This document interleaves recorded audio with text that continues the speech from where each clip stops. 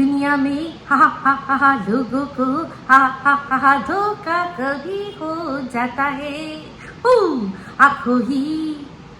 आंखों में यारों का दिल खो जाता है। হাই, আমি Ipsita, welcome back to my channel. চলে এসেছি আবার একটা নতুন ভিডিও নিয়ে। তো আজকে ভিডিওর শুরুতে ইন্ট্রোডাকশনে যে গানটা গাইলাম, এই গানটা ভীষণ সত্যি, কারণ মানুষের ধোকা হয়েই যায়। আরেকটা গানও গাওয়া যেত, আখ ধোকা হে क्या भरोसा है, ওই মনে আছে, জিন্দেগি কি সফর মে গুজার যাতে হ্যাঁ জো মাকাম, ওই গানটার থেকে এই অংশটুকুও কিন্তু গাওয়া যেত। কিন্তু কোনো গান গাওয়ার মতোই এখন আমার পজিশন নেই গলার, তাও গাইলাম একটু বোঝানোর জন্য যে ধোকা কিভাবে মানুষের হয় আর কিভাবে মানুষ সেটা অন্যদেরকে গেলায়, না একদম গিলিয়ে দেয় ধোকা। তো সেটা অবশ্যই প্রমাণ সহ আজকে জানাবো। তো আজকে এই ভিডিওর যে কথা, যেখানে যা যা আলোচনা হবে তার মধ্যে একটা প্রধান অংশ হচ্ছে সিআইডি বাহিনী। তো সেই সিআইডি বাহিনী সম্পর্কে বেশ কিছু কথা বলবো। তো আগের দিন আমি বলেছিলাম এই যে অবান্তর একটা গল্প যে ফাঁদা হচ্ছে, যে সন্দীপরা যখন সেই কৌশিকী অমাবস্যার সময় তারাপীঠ গেছিল, তারাপীঠের জায়গা না পেয়ে তখন রামপুরহাটে থেকেছিল, তারপর একজনের বাড়িতে থেকেছিল, সেখানে কিছু অশান্তি হয়েছিল তার সামনে, যার বাড়িতে আর কি যাওয়া হয়েছিল। তারপর তারা একটা হোটেল নেয়, সেই হোটেলের অপোজিটে এক ফলের দোকান রয়েছে। সেই ফলের দোকানে কিছুদিন পরে একজন ভদ্রমহিলা আর একজন লোক গিয়ে খবর নেয় যে এখানে এই অপোজিটে যে হোটেলটা রয়েছে সেখানে কারা থেকেছিল, একজনের ছবি দেখায় যে একে এসে থেকেছিল, তার যদি থেকে থাকে সাথে কে ছিল। তো সেক্ষেত্রে ফলওয়ালা বলেছে যে না, আমি তো একে আমি চিনিই না, একে আমি চিনি না, একে, তাই তো? তাহলে যার ছবি দেখানো হয়েছে তাকে যদি নাই চেনে, তাহলে তার সম্পর্কে ঠিক কোন জায়গায় খবর দিতে হবে সেটা সেই ফলওয়ালা জানলো কি করে? সে জানলো কি করে যে এটা একে নিয়ে ভিডিও একজন বানায় পাশের দেশ থেকে, তার কাছেই আমি খবরটা তুলে দেবো যে একজন এসছিল, তা একজন ভদ্রলোককে নিয়ে, একজন ভদ্রমহিলা, মোটা মতো, মানে স্বাস্থ্য ভালো, মোটাই বলতে গেলে মোটা, স্বাস্থ্য ভালো, ফর্সা আর চোখে চশমা পরা, তাই না? কি বোকা বোকা এই কথাটা লাগেনি আপনাদের? তো অনেকেই বলেছেন তোমার কেন গায়ে লাগছে, তোমার কেন গায়ে লাগছে, তোমার কারো কি নাম বলেছে? আমি বললাম না, নাম বলেনি। তো আমি কেন এই জিনিসটা আমাদেরকে টেনে নিয়ে আসলাম? কারণ অবশ্যই আমার গায়ে মাখতে হবে, কারণ এই গায়ে মেখেই আমি জানবো যে আমাদের দেশে কত বড় জাল ছড়িয়ে রেখেছে পাশের দেশ থেকে, যেখানে আমাদের দেশে এখানে পুঙ্খানুপুঙ্খ কিছু হলেই ওই দেশে খবর চলে যাচ্ছে। আজ নয় ব্লগারদের ক্ষেত্রে যাচ্ছে, কে জানে আমাদের দেশের ন্যাশনাল সিকিউরিটির হয়তো বেশ কিছু তথ্য সেখানে চলে যেতে পারে। একটা যখন বড় নাশকতার ছক করা হয় তখন কিন্তু ছোট ছোট মানুষদেরকেই কিছু টাকা পয়সা দিয়ে কাজে লাগানো হয়। তাহলে এই যে ফল বিক্রেতা বসে রামপুরহাটে ফল বিক্রি করছে, সে যে কোনো বাংলাদেশি চর বা এজেন্ট নয়, এর কি মানে আছে? এখানে তো পরিষ্কার। অবশ্যই ওই যেখানে যিনি ফল বিক্রেতা তাকে গিয়ে, এটা আমার মনে হয় ওখানকার স্থানীয় যে বাসিন্দারা রয়েছেন, আমার এই ভিডিওটা যদি রামপুরহাট বা তার কাছাকাছি বীরভূমের কোনো মানুষও দেখে থাকেন, তাহলে আপনারা গিয়ে খবর নিন ওই ফলওয়ালার কাছে যে আপনার কাছে কে এসেছিল খবর নিতে, সেই খবরটা বাংলাদেশে কি করে পাচার হলো। আপনি তার মানে বাংলাদেশে কি পাচার করছেন? ফলের সাথেও কি কিছু পাচার করছেন, নাকি ওখান থেকে ফল আনছেন, সেই ফলের মধ্যে কোনো কিছু আপনি নিয়ে আসছেন? এগুলো কিন্তু জানা দরকার। সেই জন্যই আমি গায়ে মেখেছি যে অবশ্যই সেটা নিয়ে আরও কথা বাড়ুক, তাহলে তো কথায় কথা বাড়লে আসল কথা বেরিয়ে আসবে। যেমন কি না বলেছিলাম না যে সত্য উদ্ঘাটন তো সবে শুরু করেছি, অনেক সত্য সামনে আসবে। তো একে একে সব আসছে, দেখেছেন? তো সেই জন্যই আমি ইচ্ছা করে, যেহেতু আমার সাথে মিলে গেছে, যেহেতু আমিও ফর্সা, যেহেতু আমিও স্বাস্থ্যবান, মোটা, আর আমিও চশমা পরি, আর অবশ্যই আমি যেখানেই যাই সেখানেই আমার হাজবেন্ড আমার সাথে যায়, তাহলে হতে পারে সেটা আমার হাজবেন্ড। তো সেক্ষেত্রে আমার এটা জানা দরকার যেটা কাকে বলছে, কি জন্য বলছে। কারণ আমি কোথায় গেছি না গেছি তার তো পুরো আমার কাছে সব হিসাব নিকাশ সমস্ত রয়েছে। শুধুমাত্র তাই নয়, ডেট বললে সেই ডেটে আমি কি করেছি কি না করেছি সমস্ত কিছু আমার দুই চ্যানেল মিলিয়ে আমি প্রমাণ দিয়ে দেবো, তথ্য প্রমাণ দিয়ে দেবো যে আমি কোথায় কখন গেছি, ঠিক আছে? তো সেক্ষেত্রে অবশ্যই আমার জানার দরকার রয়েছে যে সেটা কে, এই ফলওয়ালা কি করে এর সাথে যোগাযোগ করে এই খবরটা দিতে পারছে। ফলওয়ালা জানলো কি করে যে একদম জায়গা মতো একে গিয়ে খবরটা দিতে হবে, তাই না? আপনাদের মাথায় এই মানে কথাটা আসে না? তাই জন্যই বলছি এই যে এতটা চিরবিরানি যে ওই দেশ থেকে গিফট আসা বন্ধ হয়েছে বলে। তো যাই হোক, আপনারা অনেকে অনেক কথা বলবেন।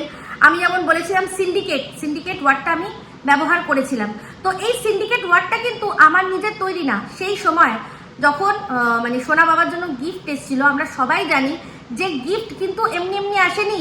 ওই দেশ থেকে যা যা গিফট এসেছিল সেগুলো সমস্ত একজনের থ্রু দিয়ে এসেছিল। আর এই দেশ থেকে যারা গিফট পাঠিয়েছে তাদের মধ্যেও অনেকে কিন্তু কি করেছে, ডাইরেক্ট যোগাযোগ করতে পারেনি। তাই এই ভায়া একজনে তারা গিফট দিয়েছে। তাদের মধ্যে অনেকেই আছে, যেমন আমিও একবার ভেবেছিলাম যে ভায়ায় গিফট পাঠাবো, কিন্তু তারপর দেখলাম যে না, আমার কাছে যদি ঠিকানা থাকে আমি ডাইরেক্ট গিয়ে দিয়ে দেবো। কেন কারোর আর কি লাইবিলিটি কারোর বাড়াবো কেন? কেন আমার জন্য একটা যে জিনিস আমি যেটা পাঠাবো সেটা বেশ বড়, আমার জন্য আবার টোটো ভাড়া করে আলাদা করে নিয়ে যেতে হবে, কি দরকার নেই। তাহলে ডাইরেক্ট যখন মানে এই অ্যাপরাই যখন ডাইরেক্ট ওখানেই পৌঁছে দিতে পারছে, আমি এখান থেকে পেমেন্ট করে দিচ্ছি, ওখানে পৌঁছে দেবে, তাহলে মাঝখানে আর কাউকে রাখার দরকারই নেই, কোনো দরকারই নেই। আমার শুধু দরকার ছিল কি ঠিকানাটা, সেটা আমি জোগাড় করেছি। অবশ্যই যাকে পাঠাবো তার কাছ থেকে ঠিকানা নিয়ে আমি সেটা দিয়ে দিয়েছি। আমার যার যেটুকু আমার সাধ্যের মতো, আমার যেটা মনে হয়েছে বাচ্চাটার খেলার জন্য দরকার, সেটা আমি দিয়েছি। ঠিক আছে, তো যাই হোক, তাহলে এই যে তখন সে সময় যে এই টাকা পয়সার লেনদেন হানাতানা কথা তো কে তুলেছিল সেই কথাটা? আমি যে কথাটা বলেছি যে তাহলে যে সিন্ডিকেটের কথাটা বলে শোনা গেছে পরবর্তীকালে, তাহলে কি সেটা সত্যি? এটা তো আমি প্রশ্ন করেছি, আমি তো স্টেটমেন্ট দিচ্ছি না। তো সেক্ষেত্রে কে তুলেছিল? অবশ্যই একজন যে কিনা ওই গ্রুপের মধ্যে ছিল, গ্রুপের মধ্যে ছিল। সে কে আমরা জানি ভালো করে, তার নাম, তার হাজবেন্ড, আর সে আর তার 2 বাচ্চাকে নিয়ে এসে সন্দীপের বাড়িতে ছিল, তাই তো। তো তার থ্রু দিয়েই কিন্তু আবার মানে তার রাগ হয়েছিল কিসের জন্য? যে তার দেশের মানুষ তাকে ভরসা করছে না, তার হাতে টাকা দিচ্ছে না, দিচ্ছে কাকে না, একেবারে এই দিদি মানে মিসেস মজুমদারের হাতে। তো সেই জন্য তার রাগ অপমান সমস্ত কিছু হয়েছিল যে আমার দেশের মানুষ, আমি যদি দিয়ে দিই তাহলে অসুবিধা কি আছে, আমি তো যাচ্ছি তার বাড়িতে। তো সেক্ষেত্রে পরবর্তীকালে নানান রকম নানা কথা শোনা হয়েছে। এখন খুব পুরনো কথা মানুষের শুনতে ইচ্ছা করছে না, তো পুরনো কথা আমিও একটুখানি তুলি, তাই নাকি মনে করিয়ে দিই। তাহলে সেক্ষেত্রে সে তখন বলেছিল যে কিভাবে টাকা দিতে চেয়েছিল, যে তুমি কেন এমনি এমনি করবে, তুমিও রাখো, তুমিও 10,000 টাকা রাখো, এরকম একটা ব্যাপার কিন্তু হয়েছিল। তাহলে সেই কথা তখন তো বিশ্বাস করিনি, কারণ তখন না এই পাশের দেশ থেকে আমরা শুনেছিলাম যে গিফট দিয়েছে আর তার সাথে ক্যাশ থেকেছে। এখন কেন বলছি, কারণ সে 2 দিন আগেই বলেছে যে যারা গেছিল, মানে 2 দিন বলতে সেই 2 দিনটাও মোটামুটি ধরে নিন হয়ে গেছে, কমসে কম 5-6টা ভিডিও আগেই হয়তো পেয়ে যাবেন আপনারা। সেখানে বলেছিল যে কি না, যখন ওরা গেছিল পুরো লেখাই আছে যে ভাই কি কি থেকে বঞ্চিত হয়েছে, এর আগে অনেক কিছু পেয়েছিল আর এবারও পেত, কিন্তু সে না করে দিয়েছে। তো অবশ্যই আগেরবার পেয়েছিল কার থ্রু দিয়ে? একজনের থ্রু দিয়ে। সে হয়তো সিংহভাগটা রেখে দিয়ে তারপর হয়তো দিয়েছে। খেলনা ছাড়ুন, ক্যাশের কথা বলছি, কারণ ক্যাশটাই এখন মেন। তো যাই হোক, এই পাশের দেশের থেকে নাকি এই স্লেভ বলছে যে এখন আর গিফট বাচ্চাটাকে আমরা দিতে চাই না, কারণ সেই গিফটগুলো নিয়ে এনজয় করবে কে না, ঝিমি সাহা। তাহলে চিন্তা করে দেখুন, এখানে তো আরো পরিষ্কার, বাচ্চার যদি খেলনা আসে, জামা কাপড় আসে, তার খাওয়ার মানে ধরুন থালা বাটি হ্যানা ত্যানা যদি কিছু আসে, সেটা কি কখনোই এই ঝিমি সাহা ইউজ করতে পারবে? যেটা কিনা তখন আমরা দেখেছিলাম, শুধুমাত্র এই খেলনাগুলো আমাদের দেখানো হয়েছিল। তো সেই জন্য আমরা কি বলেছিলাম যে এই খেলনাগুলো ঘোড়া ব্যবহার করবে। ঘোড়া যেহেতু বলেছিল যে কেন এত গিফট কেন দাও তোমরা রাস্তায় বাচ্চা পাও না, তোমরা রেল লাইনে বাচ্চা পাও না, ট্রেন স্টেশনে বাচ্চা পাও না, অনাথ বাচ্চা পাও না বলেছিল, যেটা শুনে আমাদের খুব রাগ হয়েছে। তো সেই কথাটাই এখন আবার এই পাশের দেশের স্লেভ বলছে যে নাকি এইটা বলছে ওকে আর দেওয়ার দরকার নেই, তার বদলে কাকে দেবো আমরা না, গরিব বাচ্চাদের আমরা দেবো, গরিব বাচ্চাদের দেবো। তাহলে এই যে খেলনাগুলো, সেই খেলনাগুলো যেমন ঘোড়া তখন খেলতো না, অবশ্যই ওরকম দেখে ওর হিংসা হচ্ছিল, ও ওটা খেলতো না, আমরা সেটা বুঝতে পারছি, কিন্তু ও পাচ্ছে বলে ওর মানে রাগ হচ্ছে। কেন ও পাচ্ছে? তো আজকের ডেটে সেই রাগের মানেটা অন্যই রকম বেরোচ্ছে, সেটা আলাদা বিষয়। কারণ তবে তখনকার তো আমরা যারা সাধারণ মানুষ রয়েছি তারা তো আমরা ভেতরের খবর জানি না যে ওখানে ক্যাশ আসছে বা এমন কিছু আসছে। তো তার রাগটা কি হচ্ছিল? প্রথমত এই বাচ্চাটা তো পাচ্ছিলই, তার সাথে সাথে পাচ্ছিল কে? এই বাচ্চাটার যে পিসি হয়ে বসে রয়েছে সেই পিসি। সেই জন্য ওর আরো রাগ হচ্ছিল যে বাচ্চাটাকে তোরা দিবি, তার এই পিসিকে দেওয়ার কি আছে? যা গিফট বাচ্চা পাচ্ছে সেরকমই পিসিও শাড়ি, শাল, আরো অনেক কিছু গিফট সেগুলো পেয়ে যাচ্ছে। সেই জন্য বলেছিল যে তোরা এত গিফট এত টাকা পয়সা খরচা করছিস, সেই জন্য তার রাগ হয়েছিল। তো যাই হোক, এখন তো আশা করি সেই রাগ নেই, কারণ সেই পিসির অঙ্গুলি হেলনে তার পিসি, ওই পিসি যে যা যা ভালোবাসে সেরকমই সে ভিডিও করছে। তো যাই হোক, সেক্ষেত্রে বলছি তখন তো আমরা এটা জানতাম না। তো আজকের ডেটেও তো আমরা এটা জানলাম যে ক্যাশের ব্যাপারটা। হ্যাঁ, ক্যাশ পেলে এবার সেটা যে কেউ ব্যবহার করবে। বাচ্চার নামে ক্যাশ যেই নেয়, দেখা যায় যে বাচ্চা কমই ব্যবহার করেছে, বাচ্চার বাবা মারাই বেশি ব্যবহার করেছে। আপনারা আমরা সবাই জানি যে আমাদের বাড়িতে যখনই বাচ্চাদের কোনো ক্যাশ দেওয়া হয়, সেই টাকা অনেক সময় কি হয়, এই খুচরো নিয়ে আছে, ওখান থেকে দিয়েছিল না, টাকাটা বার করো তো, খুচরো করো, আবার এখন ব্যাংকে দিতে হবে, ঠিক আছে চলো খুচরো করো। কারণ আমরা জানি যা মাথায় আছে কে কি দিয়েছে, আমরা মাথায় রেখে দিয়েছি।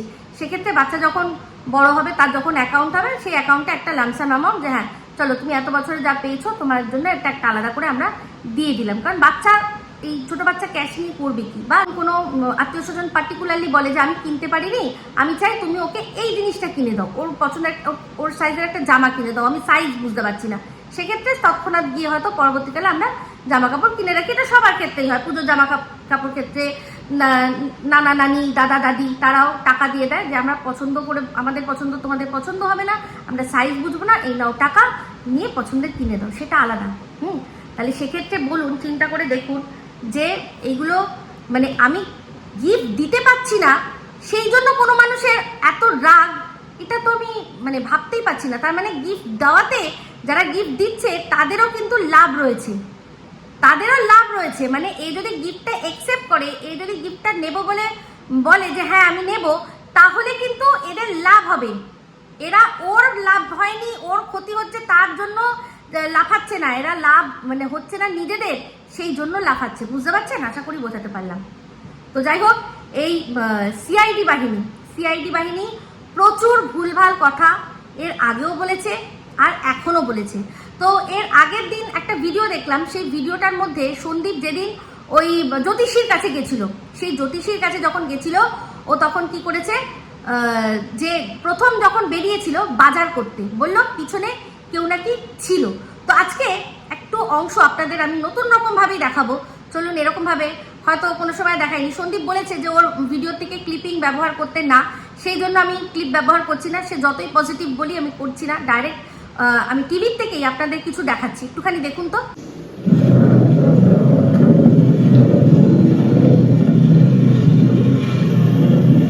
আশা করি ভিডিওর অংশটা আপনারা ভালো করে দেখে নিয়েছেন। এখানে যে ছায়াটা দেখা যাচ্ছে, আপনারা ভালো করে আবার একবার ঘুরে গিয়ে দেখুন, এখানে সন্দীপ পুরো একা রয়েছে। কারণ ওর পেছনে যদি কেউ থাকে, তাহলে পিছনে যে ফুটরেস্টটা যেখানটায় ওর, যার সামনেই ওই বাজারের ব্যাগটা ঝুলছে, ফুটরেস্ট বলতে আমরা যখন পিছনে বসি পাটা তো কোথাও একটা রাখি, ওদের যেরকম একটা গ্রিলের মতো রয়েছে, অনেকের আছে এরকম লম্বা মতো একটা থাকে, দুপা সেই দুটো থাকে। তো যারা দুপাশ হয়ে বসে তাদেরও, আর যারা এক পাশ হয়ে বসে তাদেরও, সবারই কিন্তু ফুটরেস্ট লাগে বাইকে চলতে গেলে। তো সেক্ষেত্রে ও যেভাবে দেখাচ্ছে, তাহলে যদি পেছনে কেউ থাকতো, তাহলে বাজারের ব্যাগের পরেই তার পাটা অন্তত দেখা যেত। ছায়া ছাড়ুন, আপনারা ছায়ার দিকে মন দিয়েছেন, যেখানে আসল বাইকটা সেদিকে লক্ষ্য করেননি। তবে যাই হোক, এই যে খতরনাক ধরনের এই যে স্টান্ট, এই যে একটা এই এক হাতে ক্যামেরা ধরে, এই জিনিসটা আমি সন্দীপের কখনোই সমর্থন করব না। ওই বাজে রাস্তা, একটা খোয়া দুম করে চাকার মাঝখানে আসলে স্কিড করে যেতে পারে। তো ওই রকম ওই ধুম্বাচালের টাইপের যে স্টান্ট করে দেখানো, এগুলো দেখানোর কোনো প্রয়োজন নেই। তো ছায়া ওখানে সন্দীপেরই দেখা গেছে, শুধু সন্দীপ রয়েছে। ভালো করে দেখুন, ক্যামেরা এক হাতে ক্যামেরা নিয়ে ও এরকমভাবে নিচ থেকে শটটা নিয়েছে। ও ওখানে না পেছনে কোনো অন্য দুজনের মাথা রয়েছে, না লেজা রয়েছে। আর যেখানে পিছনটায় দেখা যাচ্ছে একদম বাইকের পিছনের সিট ফাঁকা, কারণ তাহলে সে নিশ্চয়ই মানে সিটের ওপর দাঁড়িয়ে সন্দীপের সাথে যাচ্ছিল না। ও নিশ্চয়ই সোনা বাবা নয় যে তাকে সিটের উপর দাঁড় করিয়ে রেখে তারপরেও যেতে পারে। ছোট বাচ্চাকে আমরা অনেক সময় দেখি, তাও সেগুলো স্টান্ট করতে গিয়ে, সেগুলো এমনি এমনি কেউ যায় না কখনো। তাহলে পরিষ্কার বুঝতে পারছেন যে ওখানে কিন্তু ও একাই যাচ্ছিল। কিন্তু কি বলা হলো, ছায়া দেখে না পেছনে নাকি কেউ রয়েছে। তাহলে এই যে সিআইডি বাহিনী, এই সিআইডি বাহিনী কিন্তু এর আগেও প্রচুর ভুলভাল তথ্য দিয়েছে। সবচেয়ে বড় হচ্ছে যেই তথ্যটা সে দেব বলে এত দিন মানে প্রায় 1.5 বছর কাটিয়ে দিল, সেটা হচ্ছে কি টিনের বিয়ের কি জানো বলে প্রমাণ, ছবি। ঠিক আছে, এখনো সেই সংগ্রামপুর মন্দিরের ছবি আসলো না, কিন্তু সমানে ওই এক সংগ্রামপুর মন্দির, সেই সংগ্রামপুর মন্দিরের গল্প আমাদের বিভিন্ন রকমভাবে বিভিন্নভাবে বলে যে হ্যাঁ এই আসলো বলে, এই ছবি আসলো বলে, সেটা কিন্তু সে আজ পর্যন্ত দেয়নি। এবার বাদবাকি অন্য যেসব থিওরি সেগুলো দিয়ে, যে ওই যে ফোন করা হয়েছিল ফোন, এবার সেটা যদি গ্রহণযোগ্য হয় অবশ্যই সেটা টেস্টিং হবে। যদি সেটা একদম 100% গলা ম্যাচ করে যায় তাহলে তো ওটাও একটা প্রুফ হিসাবে অবশ্যই গণ্য হবে। কিন্তু যেটার কথা আমাদের বারবার দিয়েছে যে ওই মন্দিরের ছবি আপনাদের সাথে আমি শেয়ার করবো, ওই মন্দিরে কি হয়েছে সেটা তো আজ পর্যন্ত দেয়নি। তো এই সিআইডি বাহিনীর, এই যে সিআইডি বাহিনী জিন্দাবাদ জিন্দাবাদ বলে, সে সিআইডি বাহিনীটা মানে কি, কেন বলে? কারণ এই ইন্ডিয়াতে যারা যারা এখানে ভিডিও দেখে, সন্দীপের বলুন টিনের বলুন, তারা ওখান থেকে স্ক্রিনশট তুলে তুলে দেয় একে, যে এই জায়গাটা দেখো, পয়েন্ট জায়গা মেনশন করে এই জায়গাটা দেখো। ওর নিজের কিন্তু বিশেষ কোনোই খাটনি নেই, সারাদিন সবার ভিডিও দেখে, সেখান থেকে পয়েন্ট কালেক্ট করে, তারপরে এই যেসব দেওয়া হচ্ছে গিয়ে সব এক একটা স্ক্রিনশট সেগুলো দেখে, সেগুলো দিয়ে ভিডিও বানায়। কখনো যাচাইও সেরকম ভাবে করে না। যদি সত্যি এই যেটা কথা বলেছিল যে সিআইডি বাহিনীর যে পার্সন ওকে এই জিনিসটা পাঠিয়েছে, ও যদি নিজে একবার ভালো করে দেখতো তাহলে বুঝে যেত যে এটা কিন্তু ভুল। এরকম অনেক রকম স্ক্রিনশট আমার কাছেও আসে, কিন্তু অবশ্যই সেটা আমি চেষ্টা করি বেশিরভাগটাই পুরোপুরি 99% আমি শিওর হয়ে তবেই সেই তথ্যটা আমি আপনাদের সামনে তুলে ধরি। কিন্তু এর আগেও প্রচুর ভুলভাল বলেছে। এমনকি মজার কথা শুনবেন, এরকম একজন আছেন যিনি কিনা পাঠিয়েছিলেন, তার কাছে পাঠিয়েছে, এবার সেটা ভুল হওয়াতে পরবর্তীকালে অপর পক্ষে যারা আছে সেটাকে ভুল প্রমাণ করে দেওয়াতে সেই সিআইডি বাহিনী যে আর কি স্ক্রিনশট পাঠিয়েছে তাকে বকাঝকা পর্যন্ত দিয়েছে যে আপনি আমাকে পাঠাবেন না, আপনি ভুলভাল বলেন, আপনি পাঠাবেন না। উনি তো ওনার মতো করে অ্যাঙ্গেল দেখে উনি যেভাবেই হোক পাঠিয়েছেন, ওর ভালো করার জন্যই পাঠিয়েছেন। তোমাকে তো দেখতে হবে, তোমাকে তো বুঝতে হবে যেটা পাঠাচ্ছে সেটা আমি ঠিক কি ভুল, তাকে তো বুঝতে হবে। এটা তাকে তো নিজের আর কি যেটাকে বলে সিআইডি বাহিনী যদি তার হয় তাহলে সে তো নিজেও একজন সিআইডি, তাকেও তো তথ্য প্রমাণ ভালো করে আগে দেখে তারপর প্রেজেন্ট করতে হবে। এরকম প্রচুর ভুলভাল জিনিস সে প্রেজেন্ট করেছে। একজনকে তো এরকম ভাবে ধমকেছে সিআইডি বাহিনীর এক কর্মচারীকে, আর আরেকজন আছে তার সম্পর্কেও জানি, সে ওকেও পাঠাতো আবার আমাকেও পাঠাতো একই স্ক্রিনশট। সেক্ষেত্রে আমি আগে সেই যে কথাটা বলে দিয়েছি, সেক্ষেত্রে তাকে ধমক দিয়েছে যে যদি পাঠাতে হয় শুধু আমাকেই পাঠাবেন, যদি ওনাকে পাঠান তাহলে আমাকে পাঠাবেন না। এই রকম ভাবতে পারেন কতটা ইনসিকিউরিটি। অনেক দিন থেকেই জানি, কিন্তু ওই যে ছোট্ট ভাই ঠিক আছে বুঝতে পারি, পোলাপান প্রচুর ভুলভাল করে ফেলে, কিন্তু এখন যে পোলাপানের আড়ালে একজনের জীবন শেষ করতে চলেছে সেটা তো মেনে নেওয়া যায় না, তাই না? তাহলে এই সিআইডি বাহিনীর এই যে বাহিনী, সেই বাহিনীর ভেতরকার লোকদেরকেও ঝাড়ঝুড় দেওয়া হয়। তারপরে এই বাহিনী একসময় কোনো তথ্য পরিবেশন করতে বলে, আবার সেটাকে ঘুরিয়েও দেয় যে না এটা এরকম না সেরকম।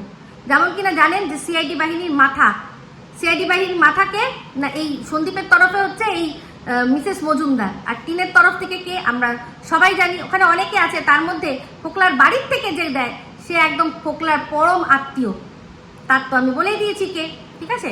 তো যাই হোক, এরকম প্রচুর জিনিস রয়েছে। তো সন্দীপের এই ভিডিওটার মধ্যে আরও একটা ভুলভাল তথ্য দিয়েছে। এই যে ব্যাগটা বলছে নাকি ঝিমি সাহার, এই ব্যাগটা আজ থেকে 10 মাস আগের একটা ভিডিওর থেকে আমি আপনাদের মানে একটা স্ক্রিনশট দেখালাম। সেই স্ক্রিনশটটাতে ব্যাগটা দেখতে পাচ্ছেন, এই ব্যাগটা দিয়েছিলেন বর্ধমানের কাকিমা, সন্দীপের যে বর্ধমানের কাকিমা আছেন, ওই কাকিমা সন্দীপকে এই ব্যাগটা গিফট করেছিল। আর সেটাতে কি বলে দিল যে ওটা নাকি সন্দীপের সাথে মানে কেউ গেছিল, ওই ঝিমি সাহার নাকি ওটা ব্যাগ। দেখুন, সন্দীপের সাথে কেউ গেছিল কিনা সেটা নিয়ে নানান রকম প্রশ্ন আমার মনেও এসছে। কারণ যখন ওই প্রত্যন্ত গ্রামের ভেতর থেকে ওই মাটির রাস্তা ধরে উবড়ো খেবড়ো দিয়ে যাচ্ছিল, তখন কিভাবে এটা হলো যে ও বাইকটা চালিয়ে চলে গেল অথচ ক্যামেরাটা পিছনেই রয়েছে? তো হতে পারে ওর সাথে কেউ একজন গেছিল, কিন্তু সেটা ঝিমি সাহাই কিনা আমি জানি না। তবে এটাও হতে পারে যে ক্যামেরা ও স্ট্যান্ডের মধ্যে সেট করে দিয়ে একদম রাস্তাঘাট পুরো ফাঁকা, ওখানে জনমানব শূন্য, ওর ফোন কেউ ওখান থেকে তুলে নিয়ে যেতে পারবে না। যেতে গেলেও ওর মানে এই যে বাইকের ক্যামেরার বাইকের যে আয়না, সে আয়নায় ও দেখতে পাবে যে কেউ আসছে কিনা, ফোন ধরছে কিনা। সেক্ষেত্রে ওখানে রেখে আর ব্লুটুথ দিয়ে ওটাকে অন করে বাইকটা চালিয়ে নিয়ে যাওয়া আসাটা কি এমন ব্যাপার? ও তো চাইছে যে ওর ভিডিওর মধ্যে লোকে খুঁজতে আসুক ঝিমি সাহাকে, ও তো চাইছে, কারণ ও দেখছে যে এইভাবেই ভিউজ হয়, এইভাবেই ভিউজ আর্ন করা যায়, তাই তো? তো যাই হোক, আশা করি এবার বোঝাতে পারলাম। তো এই যে আমি যে প্রথম কথাটা বলেছিলাম যে দুজনের মধ্যে কে ঠিক বলছে আর কে ভুল বলছে, তাহলে দেখুন আজকের ডেটে এই কথাগুলো কত সঙ্গত। আজকে এই পাশের দেশ থেকে ওই স্লেভ হার্ট আজকে বলছে যে অরিন্দমের কাছে কেসটা থাকলেই ভালো হতো। তো অরিন্দমের কাছে কেসটা ছিল, সেখান থেকে নিয়ে এসছে কে? কে নিয়ে এসছে? অন্য জায়গায় কে দিয়েছে? ওরই প্রাণের প্রিয় কিউট আপু, কিউট, ভীষণ কিউট আপু, সেই আপু দিয়েছে। এখানে তো আমাদের কোনো দোষ নেই। তো আর এই কিউট আপু ভেবেছিল যে সঙ্গীতাদি, মানে সঙ্গীতা চক্রবর্তী ম্যাডাম, তার ও পাওয়ার দেখেছে, ও ভেবেছিল যে এই যে ইনি একজন পুরো বাঘিনী, একজন বাঘিনী বা সিংহী, একে আমি নিয়ে আসবো, আর নিয়ে এসে আমি আমার হাতের মুঠোয় রেখে দেবো, যাকে বলবো যে এর ওপর তুমি চিল্লাও, মানে তবে চিল্লাবে, এর ওপর চিল্লাবে, মানে মানে রীতিমতো তাকে সার্কাসের যে বাঘ বা বাঘিনী যেরকম থাকে রিং মাস্টারের ছড়িতে আর কি, তারা চিৎকার করে, লাফায় ঝাপায়, ও ভেবেছিল ওই রকম করে রাখবে। কিন্তু ইনি যে একদম মা দুর্গার যার ওপর বসে সেই সিংহী, দুর্গা বাহিনী বলেন না উনি, তো অবশ্যই সেই দুর্গা বাহিনীকে উনি তো বহন করে নিয়ে যান। তো সেই সিংহী যার পিঠে মা দুর্গা স্বয়ং বসে, সেই সিংহী, সে কারুর কথায় চলে না, সে তাকে পরিচালনা হয়তো শুধুমাত্র দুর্গাই করতে পারবে, দুর্গাই তাকে পরিচালনা করতে পারবে। কোনো রিং মাস্টারের ভয়ে বা ছড়ির ভয়ে সে গর্জন করবে না। তো সেটা এর বুঝতে অনেকটা দেরি হয়ে গেছে, অনেক দেরি হয়ে গেছে। তো এখন নিজের সব কৃতকর্ম চেষ্টা করছে যে কোনোভাবে যদি ম্যাডামের ঘাড়ে চাপিয়ে দেওয়া যায়। তো এই ঝিমি সাহাকে যতই চেষ্টা করুক, যতই আপনাদের বোঝানোর চেষ্টা করুক যে ঝিমি সাহাকে ম্যাডাম আলাপ করিয়ে দিয়েছে, আপনারা কিন্তু এটা প্রশ্ন করবেন যে কি করে হতে পারে, আসানসোলবালি তাহলে কি করে চিনতে পারে। আর এই যে একটা কথা আমি শুনলাম, সেটা একটা লাইভ দেখছিলাম, তার কিছুটা অংশ দেখেছি, সেটা হচ্ছে চশমার দোকানে যে চঞ্জয়, সে একটা যে পয়েন্ট বলেছে, সেই পয়েন্টটা কিন্তু একদম খুব ভালো বলেছে। তো সে তার সাথে আমার যাই থাকুক না কেন, কিন্তু যে কথাটা ঠিক, সে কথাটা ঠিক। তো আমি যেটুকু অংশ শুনেছি আমি সেটুকু অংশ নিয়ে আলোচনা করব। সেখানে বলেছে যে তুমি তো নিজেই ভিডিওর মধ্যে বারবার বলতে যে ভাই কারোর ফোন ধরে না, ভাই কাউকে বিশ্বাস করে না, ভাইয়ের মাথায় এটা থাকে যে কল রেকর্ডিং হতে পারে, তো সেই জন্য আমি ও কারোর ফোন ধরেই না। আর বিশ্বাস করুন, এই কথাটা যবে থেকে আমি শুনেছিলাম না, আমি কোনোদিনও, কেউ বলতে পারবে না, সন্দীপ নিজেও বলতে পারবে না যে আমি ওকে কদিন ফোন করছি, আমি ওকে কোনোদিনও ফোনই করতাম না। বরং ও ছেলের জন্মদিনের জন্য আমাকে নেমন্তন্ন করার জন্য ফোন করেছে। তারপর হচ্ছে গিয়ে আরও একটা বিষয়, একবার কি দুবারও আমায় ফোন করেছে। হ্যাঁ, কোনো একটা কিছু জানার টানা বা কিছু ক্ষেত্রে হয়তো, ব্যাস আমাকে বলতে পারবে না, ও বলতে পারবে না যে, বা দেখাতে পারবে না কেউ যে আমার ওর সাথে দীর্ঘদিন কোনো কথা, না হোয়াটসঅ্যাপ, না মেসেঞ্জার, আর না হি ফোন কল। আমার মনে হয় হোয়াটসঅ্যাপে লাস্ট ওকেও সব তথ্যগুলো দিয়েছিলাম। আর একবার মনে আমি দেখেছিলাম একটু রাত করে ও অনলাইন, তখন জিজ্ঞাসা করছিলাম কি ব্যাপার অনলাইন, তখন বলছিল হ্যাঁ দিদি ঘুম ভেঙে গেছে, একটুখানি দেখতে এলাম, দেখছি এটা এদিক ওদিক দেখছি। আচ্ছা ঠিক আছে, ব্যাস এইটুকু ও জানে, আমিও জানি। আমাদের যে কল লিস্ট বা আমাদের যে মেসেজে পুরো দেখলেই বোঝা যাবে, শুধুমাত্র যে স্ক্রিনশট হানাতানা ওকে পাঠানো বা কোনো ভিডিওর লিঙ্ক, সেটাই সেই সময়। তারপর আমি কোনোদিনও ওকে দরকারই পড়েনি, আমার দরকার কি আছে, আমি তো ভিডিওর মধ্যে থেকে যা দেখবো তাই বলবো, ওর সাথে কথা বলে তো কোনো লাভ নেই।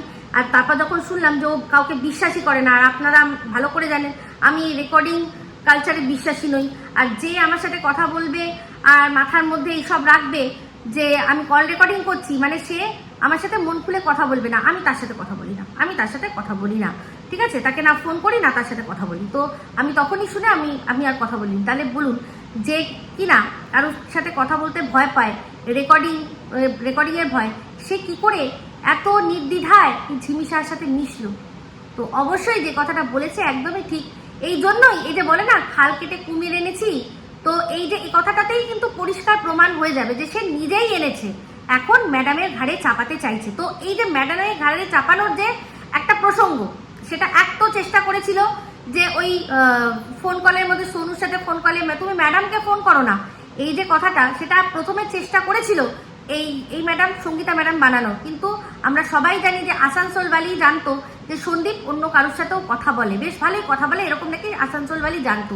তাহলে আসানসোলবালি জানতো যখন, তার মানে তার সন্দীপের জীবনে প্রবেশ কিন্তু ম্যাডামের প্রবেশের আগেই হয়ে গেছে। মানে ম্যাডাম সন্দীপের জীবনে যবে থেকে ভালোভাবে প্রবেশ করেছে তার আগেই অলরেডি প্রবেশ হয়ে গেছে, তাহলে কি করে আর ম্যাডাম প্রবেশ করাবে? আবার এইবার হচ্ছে আরেকটা কথা, যেটা নিয়ে আবারও এরা বারবার করে বলে পিয়ের কথা। তো সেই পিয়ের কথাটা অবশ্যই এই দিদি হয়তো বলেছে, যে দিদি তখন চেয়েছিল, ভালো করেই শুনে নিয়েছেন পাশের দেশের স্লেভ কি বলেছে। আমরা তখন ভেবেছি টাইম পাস করছে, ঠিক আছে, কথা বলছে, টাইম পাস করছে, আমরা যখন বলবো যে একে বের করো, বের করে দেবে। কিন্তু এখন দেখছে কি যে না, হচ্ছে না, সেটা হচ্ছে না। সেই জন্যই ওই কুমির, অজগর, হানাতানা নানান গল্প ভাবছে, বুঝতে পেরেছেন? তো তাই জন্যই মাঝে মাঝে বলে যে আমাকে ডাকো, আমি একদম ঝুঁটি ধরে নাড়িয়ে ওখান থেকে বার করে দেবো। কি করে বলতে পারে, না হলে এত বড় ক্ষমতা হয় কি করে? তো এই পিয়ের ব্যাপারটা হয়তো ম্যাডামকে এই মজুমদারই বলেছে যে একটা দেখো না, একটা ব্যবস্থা কোনো কিছু করো না, ভাইটা এরকম কোথায় রাস্তাঘাটে তো কারোর সাথে সাক্ষাৎ করলে সেটা ভাইরাল হয়ে যেতে পারে, সেটা আবার যদি কারোর কাছে মানে অন্য কারোর অপোনেন্টের কাছে চলে আসে তাহলে মুশকিল হয়ে যেতে পারে। সেই জন্যই এই দিদি হয়তো বলেছিল যে তুমি একটা কোনো রাস্তা বার করো, করে ওর বাড়িতে এমন একটা ব্যবস্থা করো যে ও মাঝে মাঝে যাবে। তো হতে পারে, সেই জন্যই ম্যাডাম এই পিয়ের কথাটা বলেছিল। তো সেই জন্য দেখুন এই বারবার করে বলে পিয়ে আসার কথা ছিল কিন্তু পিয়ে আসেনি,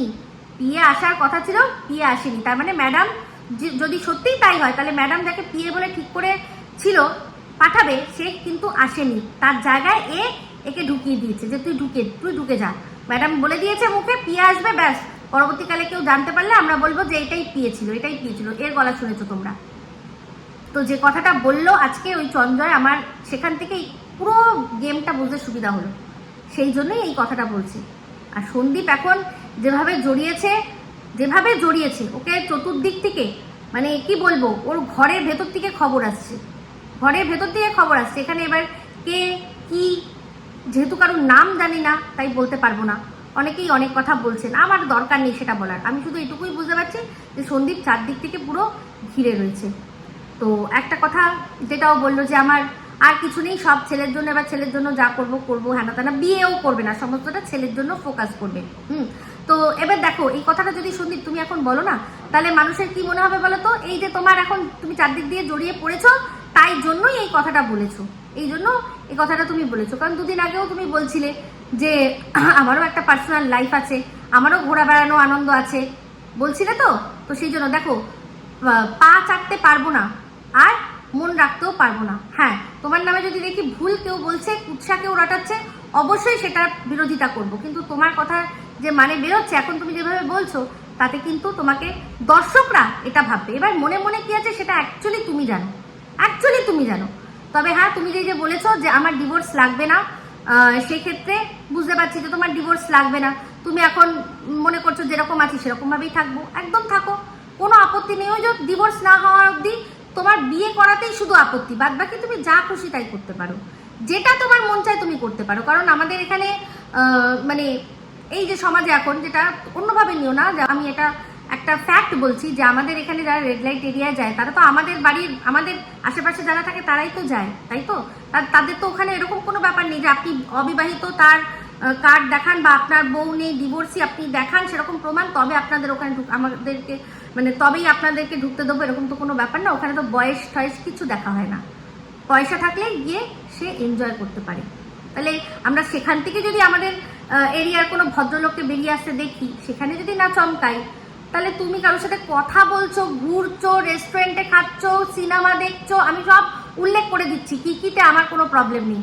হ্যাঁ, সব এগুলো উল্লেখ করে দিচ্ছি। সিনেমা দেখতে যাচ্ছ, পার্কে ঘুরছো, বিন্দাস ঘোরো। তো দেখো একটা জিনিস দেখতে হবে যে তোমার যে এখন কেস চলছে, সেক্ষেত্রে তোমার যে লিগাল ওয়াইফ, সেও কিন্তু তার বন্ধুর সাথে ওপেনলি ভ্যালেন্টাইন্স ডে কাটিয়েছিল, ঠিক আছে, ওপেনলি কাটিয়েছিল, সেটা কোনো ব্যাপার না, তাকে ক্যামেরায় আনেনি। তো বাদ বাকি তুমি ঘুরতে বেড়াতে, রেস্টুরেন্টে, সিনেমা যেতে, সবতে তোমার কোনো আপত্তি নেই। যদি সমাজে ওই জায়গায় আপত্তি নেই, তাহলে তোমার এটা নস্যি, ঠিক আছে, তুমি করতেই পারো। কিন্তু যেটা বলেছিলাম যে ছেলেকে আগে প্রায়োরিটি দেবে, ছেলে সবটা দেখবে, সমস্তটা দেখে বাদ বাকি তোমার অবশ্যই জীবন আছে। কে বলেছে তোমার জীবন শেষ হয়ে গেছে? কিচ্ছু শেষ হয়নি। আর এবার আসি টিনকে, দুটো কথা বলবো, সেটা হচ্ছে টিন যা দেখছি এখন ওর যা অবস্থা আমি পরিষ্কার বুঝতে পারছি ওর কি। ও এখন না ফেলছে গিলতে, না ফেলছে আর কি উগড়াতে, ঠিক আছে? গিলতেও পারছে না, উগড়াতেও পারছে না, এরকম একটা ব্যাপার। তোমাকে দু একটা কথা বলি, তুমি তোমার পাস্টটাকে এমনভাবে আঁকড়ে দিয়ে বসে আছো যে তোমার প্রেজেন্ট আর তোমার ফিউচার দুটোই নষ্ট হচ্ছে। তুমি এই যে ডিভোর্স দেবো না খেলা খেলছো, তাতে কি হচ্ছে বলো তো? সন্দীপের কথা ছেড়ে দাও, কিন্তু তোমার জীবনে যে আছে, বা আমরা সবাই জানি তুমি যাকে নিয়ে তোমার রেস্ট অফ দ্য লাইফ ভাবছো, সে কিন্তু তোমার মানে জাস্ট পেয়ে বসছে। তুমি এই যে তোমার যে ব্যাংকে মাঝে মাঝেই এটা ওটা হয়ে যাচ্ছে, আমরা কি বুঝতে পারছি না? যখন কিনা প্রথমেই বলেছিল যে তোমার ব্যাংকে কত টাকা আছে না আছে তার নখদর্পণে আছে, যে টাকা তোমার ওই বাতকুল্লার অ্যাকাউন্ট, সেটা তার নখদর্পণে আছে, সেখানে এখানকার টাকা তার নখে থাকবে না কোথায় থাকবে আমরা খুব ভালো করে বুঝতে পারছি। এই যে তোমার ট্রানজাকশন করতে পারছো না, হয়তো পিনটাই বদলে দিয়েছে, তুমি বলতে পারছো না মুখে, তুমি বলতে পারছো না, সব ভেতরে ভেতরে গিলছো, তোমার শরীর খারাপ হয়ে যাচ্ছে। তোমার এই যে মানে আমি জানি না, শুনলাম কিছু টাকার যে ডিমান্ডের কথা হয়তো তুমি করেছো, তো সেই টাকাগুলোর পাবে কি পাবে না কোনো ঠিক নেই, কিন্তু তুমি যা কামাচ্ছ সেগুলো চলে যাচ্ছে, কারণ তুমি এখন খুলকে কিছু বলতে পারবে না। দেখো, আমরা আমাদের হাজবেন্ডরা আমাদের সাথে যদি ভুলভাল করে আমরা বলতে পারি। কেউ যদি অবিবাহিত মেয়ে তার বয়ফ্রেন্ড তার সাথে কিছু করেছে, খুলকে বলতে পারি। কিন্তু এরকম একটা সম্পর্ক যেখানে তুমি ডিভোর্সি, অথচ তোমার একজন বয়ফ্রেন্ড রয়েছে, তুমি তোমার সেই বয়ফ্রেন্ডের উপর আঙুল তুলতে পারবে না। তোমাকে সবাই তখন বলবে যে কি তোমার দরকার কি আছে, যদি তুমি প্রথমেই বুঝেছিলে তোমার অ্যাকাউন্ট থেকে টাকা যাচ্ছে বা কিছু, তুমি তো তখনই সরে আসতে পারতে। আর সবচেয়ে মজার কথা কি বলতো, সে এরকম ভাবে মানে দেখছে যেভাবে রয়েছে, তুমি কিছু মানে তোমাকে সব দিক রাখতে হচ্ছে, সেখানে সেও এটাই যে আমি কিছু করব না, আমি যা করছি সেই করব, সেরকম ভাবেই করবো। তুমি যদি হাজারও বোঝাও যে এটা যদি না থাকে তাহলে কি করব, ওটা যদি না থাকে কি করব, সে অপেক্ষা করবে যে যবে যদি ইউটিউব বন্ধ হয় তবে গিয়ে সে কোদাল হাতে রাস্তায় বেরোবে, মাটি কুপিয়ে ইনকাম করে তোমাকে খাওয়াবে। বুঝতে পেরেছো? এটা মানে জাস্ট সোনার পাথর বাটির মতো ব্যাপার। তো সেই জন্য তোমার এই পাসটাকে তুমি আঁকড়ে ধরে রেখেছো। তোমাকে হয়তো কিছু মানুষ বলছে আর একটুখানি লড়াই করো, তুমি পাবে। দেখো, দুপক্ষেরই কিন্তু দোষ হয়েছিল। তোমার আগে দোষ হয়েছিল, তারপর তুমি বেরিয়ে গেছো, তারপরেও তুমি দোষ করেছো। তুমিও কিন্তু ওর মাকে ওকে ছাড়োনি লোক লাগিয়ে ছোট করতে, তেমনি তোমাকেও কিন্তু হতে হয়েছে। দুপক্ষে হয়েছে, দুপক্ষেই কিন্তু একটা শিক্ষা পেয়ে গেছো। এবার এই জিনিসটাকে যারা জিইয়ে রাখতে চাইছে, কিছুই না, তোমারই পয়সা যাবে, তোমার খাটনি যাবে। আর সবচেয়ে বড় কি বলতো, তুমি এই যে আটকে রয়েছো, সে একটা বাধা ব্যাপার, সেই জিনিসটাতে আজকে তোমাকে করতে হচ্ছে। তুমি যে তোমার জীবনে আছে অথচ লুকিয়ে রয়েছে, সে এখন তার শর্ত, সেও কিছু মানে এমন শর্ত বা তোমাকে দিয়ে করিয়ে নিচ্ছে, তুমি কিছু বলতে পারছো না তাকে তুমি কিছু বলতে পারছো না। তো একটাই কথা বলবো, আমি জানি যা বুঝলাম যে সন্দীপরা হয়তো আর কোনোদিনও মানে এই বিষয়টা মানে বিশ্বাসই করতে পারবে না, আর ও টিনও বিশ্বাস করতে পারবে না। সন্দীপও যেমন যদি ওকে ঘরে তোলে, প্রত্যেক রাত্রে ও টেনশন নিয়ে ঘুমাবে যে আজকে কি রাত্রিবেলা আমাদের কিছু মিশিয়ে দিয়ে খাইয়ে দাইয়ে ও কি সব নিয়ে পালিয়ে যাবে, সেটা থাকবে। আর টিনেরও মনে মনে এটা থাকবে যে আমি যদি ঘুমাই, তারপর যদি আমার ওপর সেই যে অ্যাটাক, যেটা সোকল্ড ওরা বলে, সেরকম যদি কিছু হয় তাহলে আমি কি করব। তখন করতে পারিনি, এখন যদি করে, যেটা আমি গল্প বানিয়েছিলাম সেটাকে যদি সত্যি করে, এরকম তারও মাথায় চিন্তা থাকবে। তাই অবিশ্বাস নিয়ে সংসার হয় না, দরকার নেই সেই অবিশ্বাসের সংসার। কিন্তু এই যে সন্দীপ যখন এখন বেঁকে বসেছে যে না আমার দরকার নেই, আর সেক্ষেত্রে ওর এখন কোনো কিছুতেই ও যা বেপরোয়া হয়ে গেছে, ও আবার আরও ঝুলিয়ে রাখবে, ওর কোনো কিছুতেই কিচ্ছু আটকাবে না। তবে সেই জন্যই বলছি, তোমার কিন্তু এই পুরো পাস্টটাকে ধরে রেখে তোমার ফিউচার আর তোমার প্রেজেন্ট একদম শেষ হয়ে যাচ্ছে। তুমি এত টাকা ইনকাম করেও দুটো তোমার শান্তি নেই মনে, একটা শান্তির নিঃশ্বাস নিয়ে তুমি আনন্দ করে থাকতে পারছো না। যেখানেই যাচ্ছ তোমাকে সেই মানে ভাত ছড়িয়ে কাক জোগাড় করতে হচ্ছে, এরকমভাবে কোনো লাভ নেই। চিন্তা করে দেখো যে তোমাদের এই জিনিসটা ঝুলে থাকলে মানে আদতে কার লাভ। দেখো, কন্ট্রোভার্সি ক্রিয়েটারদের লাভ, হ্যাঁ আমারও লাভ, কিন্তু আমি সেই লাভটার থেকেও মানে বেরিয়ে আমি চেষ্টা করছি, যাতে মনে হচ্ছে এটাই বারবার যে তোমরা যাতে ভালো থাকো। তোমরা ভালো থাকলে অবশ্যই তোমাদের নিয়ে আরও ভিডিও পরবর্তীকালে করতেই পারবো, সে জোর করে দরকার পড়ে পায়ে পা তুলে করবো, যে দেখতে ভালো হয়নি তরকারি, ওই ঘরটা গোছাওনি, এগুলো করতে পারবো। কিন্তু তোমরা যদি এরকমভাবে ভেতরে উপরে শেষ হয়ে গিয়ে তোমাদের যদি ব্লগই না আসে, তাহলে আর আমরা কাকে নিয়ে ভিডিও করব, কাকে নিয়ে ইনকাম করব, তাই না?